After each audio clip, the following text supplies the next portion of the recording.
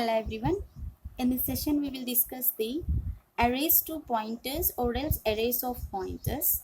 Means how we are using the arrays into the pointers. That we can discuss in this session. So here the compiler can allocate the base address. When means here once the array is declared. Once the array is declared, here the compiler allocates our base address, and it can be takes the sufficient amount of storage to all the elements. How many elements you declare in our arrays, those will be takes the sufficient amount of storage. So first I need to be know what is array and how you are performing the memory allocations to that.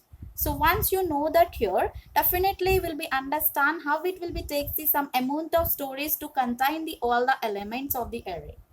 Okay, and here these values or else here these elements can be stored in the form of contiguous memory locations, right? So means here whatever the user is given the values or else whatever they initialized, by that only it can be stores the values.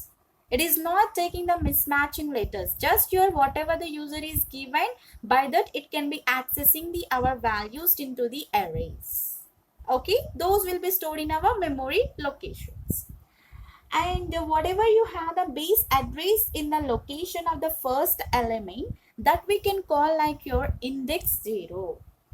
So first you can see if we have the base address of first element, base address of the first element, that we can take index 0.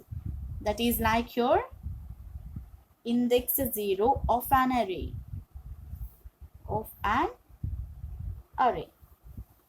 So just here you can see we have the base address. In the base address, the value of the first, it can be takes the index 0. So second means it can be takes the index 1, index 2, index 3. Like that here you can move the our locations. And the compiler also defines our array name as a constant pointer to the first element. Suppose if you are declaring the array like this, here you can see, for example, here I am choosing the int x value directly. Means here I am giving the size for this. Int is the data type, your x is the our array name, and phi is the size of an array. Here I am directly initializing the values for these. Those are the 1, 2, 3, 4 and the 5.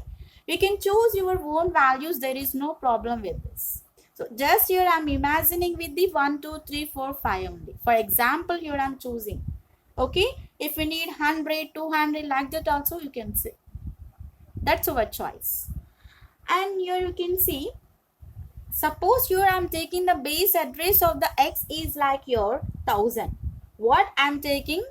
Base address. For example, here I am assuming base address of x is the 1000. Here this is also I am assuming. Okay. Base address of x is 1000. And you can assume like your each integer requires the 2 bytes of memory. Here each integer is taking the 2 bytes of memory. How much? Each integer will be accepts. Each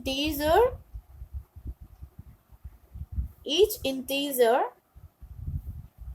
requires 2 bytes of memory. Okay. So then you can see how these can be stored in our memory locations. Here we have the variable and the variable address, and also we have some values to define that one, and whatever you have the variable that needs the 2 bytes of memory. So means here if you took the float, so that takes the 4 bytes of memory. If you took the character, that can be takes the 1 byte of memory. So like that here you can define. So just here you can see here we took the values will be integer values. For that case here I am taking the integer only. Integer taking the 2 bytes of memory to store these values into our computer memory locations. So just just see here how these can be stored in our memory locations. Okay, we have the 5, right? 5 values we have. For that case, here you can define this one. 1, 2, 3, 4 and the 5. We have the 1, 2, 3, 4 and the 5 values. And here you can see the index is 0, right? The index is always, base address of the index can be starts with the 0. Right here we have the variable is the x. By that variable you can define, and you can see index always starts with the 0 and ends with the n minus 1. Here we took the value is like your 5, like your size is 5. Size minus 1 you can perform, you will get the 4. So just you can write the variable with the our index value, x of 0, x of 1, x of 2, x of 3 and x of 4. Like this here you can perform the our x of 4. And here we have the x is the 1000. The base address of the x is the 1000. We took that one, right? Here you can write 1000. And each integer requires the 2 bytes of memory. So you can add the every time 2. Okay, 1002, 1004, 1006, 1008. Here we added the 2 bytes. Just integer requires the 2 bytes of memory. For that case, here we added the always 2.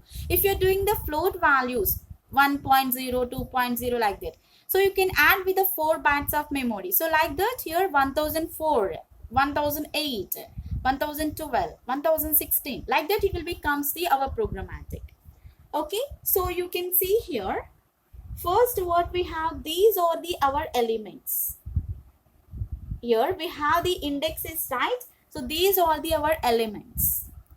And next here we have the values. We can call these are the values. And here we have these are the our addresses. We can call these are the addresses. And here we can say this is the our base address. The first element we can call like your base address. So that is the 1000. Like your x of 0 is the our base address now. For example, you can see here I am taking the, for example, you can see I am taking the x is equals to address of x of 0. X is equals to x value I need. Address of x of 0 I am taking. What we have the address of x of 0? We have the address here, you can see where we have your, we have the address here. So address of x of 0 we have the 1000. That you can write here. Yes. After that here I am declaring the one integer that is like your p. Then we can make this one, means we are assigning the p to the one variable. That variable is the our x only. Here I am assigning the our p to the integer pointer, right? And next here it is equivalent to, once you assign like this here, it is equal to the p is equals to address of x of 0. Address of x of 0 means p is also taking the address of x of 0, that is like your 1000. That is like your 1000.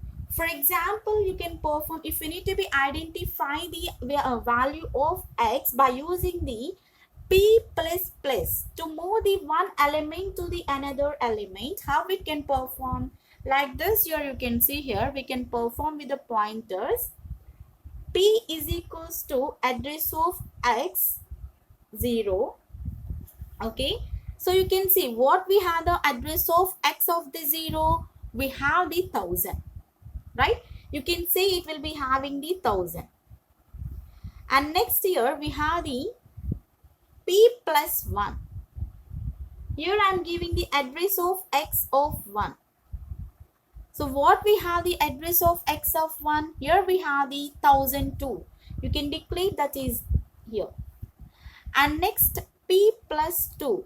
P means here whatever you have, that is always adding 1. Address of x of 2. It will be having the x of 2 will be having the 1004. You can see what it will be having, 1004. You can declare the 1004 here. Okay, and next it will be having the p plus 3 address of x, and next we are taking the 3. It will be having the 1006. Okay, and next here I'm taking the p plus 4. It will be having the address of 4. That is like your 1008. At last we have the address of 4 is like your 8 only. For example, here I am taking the one calculation for this. So for example, you can see here I am choosing the address of x of 3. I need the address of x of 3 value. Directly here I am saying I need the address of x of 3. So without this here you can say, without this here if you need to be say the formula means here I am writing address of the x of 3 equal to the base address plus 3 into scale factor of the int. Scale factor of int you can write. Okay, so just you can see if you need to be find the address of x of 3, what we have the base address here. Normally you can say base address we have the 1000, and plus here we have the 3 here, and scale factor of the int means here we are always adding the integer value 2 bytes, right? Here you can write the 2. 3 into 2 means here we get the 6. So means total we'll get the 1006. You can see here we have the 1006 is the address of 3, or else here you can say here you can check your x of like your x of 3 we have the 1006. The value will be the 4 only. So like that also here we can perform the our arrays to the pointers. So this process can be done in the form of one-dimensional array. The arrays to the pointers process can be done in the form of one-dimensional array. Okay. Thank you for the watching. If you like the video, subscribe to my channel.